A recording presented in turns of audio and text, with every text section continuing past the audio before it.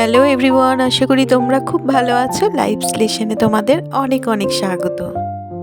আজ রবিবার সারাটা দিন কি করছি না করছি সবটাই তোমাদের সাথে শেয়ার করতে থাকবো। তো পুরো ভিডিওটা দেখতে থাকো, আশা করি ভালো লাগবে।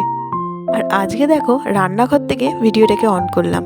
তো সকালের রান্না নিয়ে না, কিন্তু দুপুরের রান্না নিয়ে। তো এখন দেখো এগুলো হচ্ছে পুঁই মিটুলি দেখাচ্ছি, আর ওদিকে ডাল সেদ্ধ করে রেখেছি।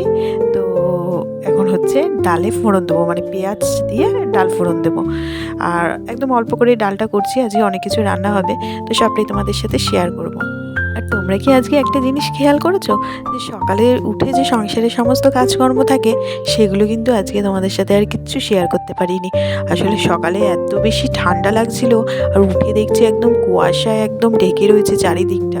আমার না আর যেন সেই এত জড়তা লাগছিল, ভিডিও করার মানে ইচ্ছাটাই ছিল না। ভেবেছিলাম আজকে ভিডিওই করবো না, ঠান্ডায় না মানে জড়সড় হয়ে গেছি বলতে পারো একরকম। তো তারপরে যাই হোক একটু বেলা হওয়াতে ভাবলাম না, প্রতিদিন ভিডিও দিই, তো আসলে সংসারের কাজকর্মের মতন এটাও যেন একটা প্রতিদিনের কাজ হয়ে গেছে মনে হয়। তো কাজটা না হলে পরে মনটা খারাপ লাগে, ওই আর কি। দুপুরের রান্না বান্না যখন শুরু করেছি তখনই ভিডিওটাকে করা শুরু করলাম।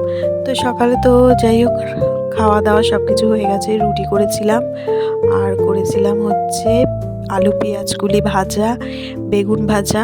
তো ওই সব দিয়ে, আর আগের দিন পাটিসাপটা করেছিলাম, তো ওই পাটিসাপটা পিঠে এইসব দিয়ে সকালের ব্রেকফাস্টটা কমপ্লিট হয়ে গেছে। তো আর যা সকালের প্রতিদিনের কাজকর্ম সংসারে করি, বিছানা গোছানো, ঘর ঝাড় দেয়া, ঘর মোছা, তারপরে হচ্ছে জামা কাপড় কাচা, সেই সব কাজগুলো আর আজকে তোমাদের সাথে কিছুই শেয়ার করতে পারিনি। ওগুলো তো সব করাই হয়ে গেছে। তো চলো এখন ওদিকে ভাতটা বসিয়ে দিলাম। আর এই বাটির মধ্যে না কিছুটা ডাল বাটা আর হচ্ছে মটরশুঁটি বাটা এই ছিল, মানে বড়া করার জন্য।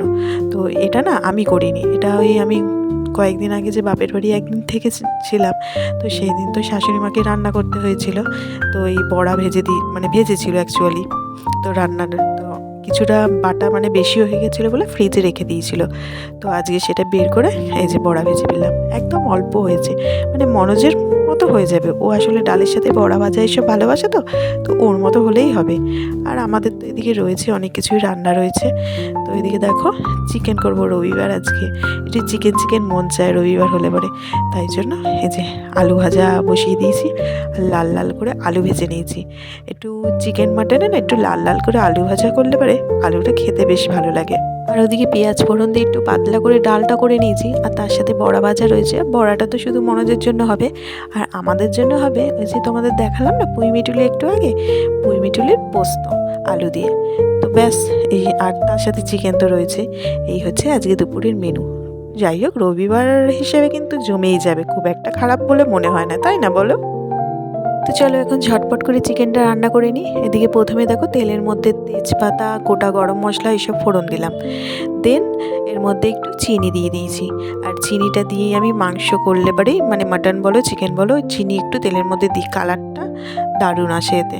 তো দেখো চিনিটা এদিকে গলে গেছে। এরপর ওদিকে যে পেঁয়াজ কুচানোটা রয়েছে সেটা এবার এর মধ্যে দিয়ে দেবো, দিয়ে পেঁয়াজটাকে ভালো করে ভেজে নেবো।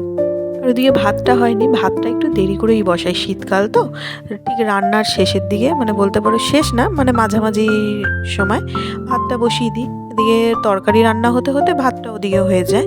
তো চলো এবার একটা ডাব রয়েছে, ডাবটা তাড়াতাড়ি করে কেটে বোচোকে দিই জলটা খেতে। আর এতক্ষণ ছিল না জানো তো, আজকে রবিবার ছিল। তো হঠাৎ করে দাদুর কাছে বায়না করেছে যে আমাকে মাঠে নিয়ে চলো একটু ক্রিকেট খেলবো।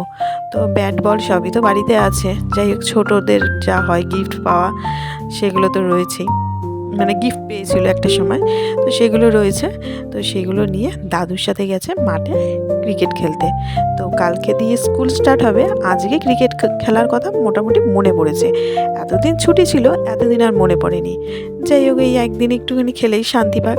তো খেলে এসেছে, আমি তাই জন্য এই ডাবটা কেটে দিয়ে দিলাম, মানে ডাবের জলটা। ওদিকে মাংসটাকে ভালো করে রান্না করতে হবে। তো দেখো এর জন্য ভালো করে মশলাটাকে আগে কষিয়ে নিচ্ছি, দেন এবার মাংসটাকে দিয়ে আবারও ভালো করে কষিয়ে নেব। আর মাংসের গন্ধ মানে কষানোর গন্ধ বোঝোর নাকে তো প্রায় মোটামুটি চলেই গেছে। এরপর আমার আশেপাশে মোটামুটি ঘুরঘুর করতে থাকবে, কখন ওকে একটু কষানো দেবো, ও জমিয়ে বসে বসে শুধু শুধু একটু কষানো খাবে। আসলে ছোটোবেলায় না আমরাও এরকম করতাম জানো তো। ওর ছোটোবেলাগুলো দেখে এক এক সময় নিজেদের ছোটোবেলার কথা মনে পড়তো।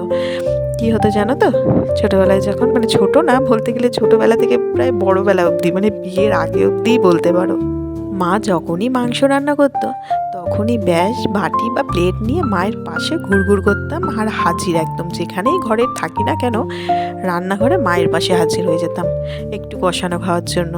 ভাতের সাথে খুব একটা বেশি ভালো লাগতো না মাংস খেতে, কষানো খেতে দারুণ লাগতো। বসে বসে উফ জুত করে বেশ বাটিতে নিয়ে কষানো অসাধারণ লাগে। সেটা আর ফিরে পাবো না মনে হয় কোনো দিন। এই বিয়ের পর আর হয় নাকি সেসব? এই রান্নাবান্না নিজের হাতে করলে পারে তখন আর মনে হয় না কষানো নিয়ে খাই, আর সেটা ঘরের বউ হিসেবে মনে হয় না শোভনীয়। কিন্তু করলে অনেকেই করতে পারে, কিন্তু আমার আর এসবের ইচ্ছা থাকে না, মানে পুরোটাই বলতে পারে নষ্ট হয়ে গেছে।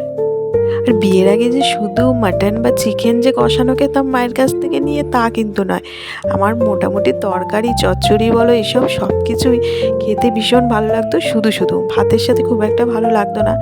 আর তাই জন্য কী করতাম, চচ্চড়ি এসব হলে পারে মা কী করতো আগেই আমাকে বাটিতে তুলে দিত। আর এই মানে মায়ের ওই দেয়ার অভ্যাসটা এখনও পর্যন্ত আছে। আমি যদি একদিনের জন্য বাপের বাড়ি গিয়ে থাকি, মা ঠিক চচ্চড়ি বা কিছু একটা করবে আর আমাকে আগেই তুলে দেবে যে তুই গরম গরম বসে খা। জানে যে মেয়ে এইসব শুধু শুধু খেতেই বেশি ভালোবাসে। আর বিয়ের পর সবই নষ্ট হয়ে গেছে গো। তাই মাঝে মধ্যে ভাবি সত্যি বিয়ের আগের জীবন আর বিয়ের পরের জীবনের মধ্যে আকাশ পাতাল পার্থক্য।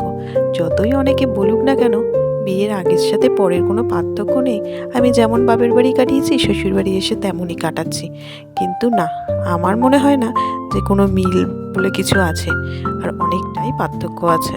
আর এদিকে দেখো তোমাদের সাথে অনেক কথা বলতে বলতে আমার এদিকে চিকেনটা একদম রেডি হয়ে গেছে। লাস্টে একটু গরম মশলা দিয়ে নামিয়ে নিলাম, একটু ঝোল ঝোল নামিয়েছি, আজকে খুব একটা বেশি কষা কষা করিনি।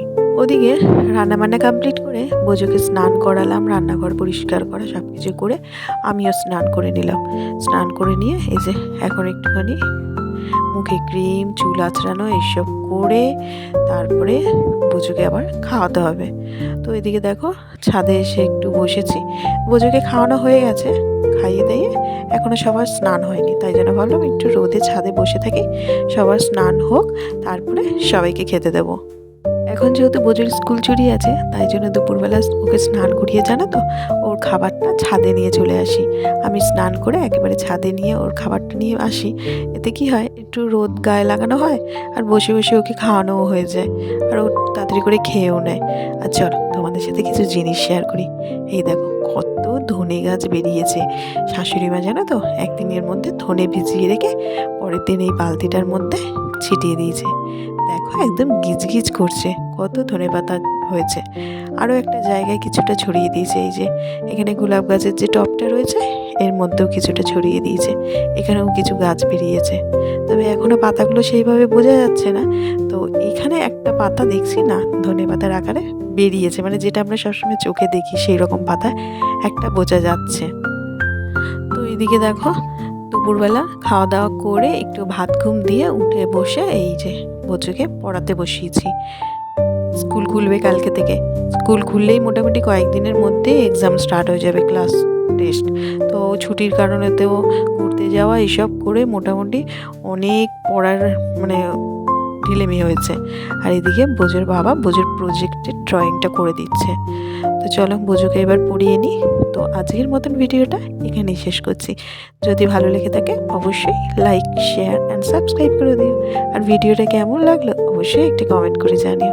আবারও ফিরে আসছি নতুন কোনো ব্লগের সঙ্গে, ততক্ষণের জন্য টাটা বাই বাই।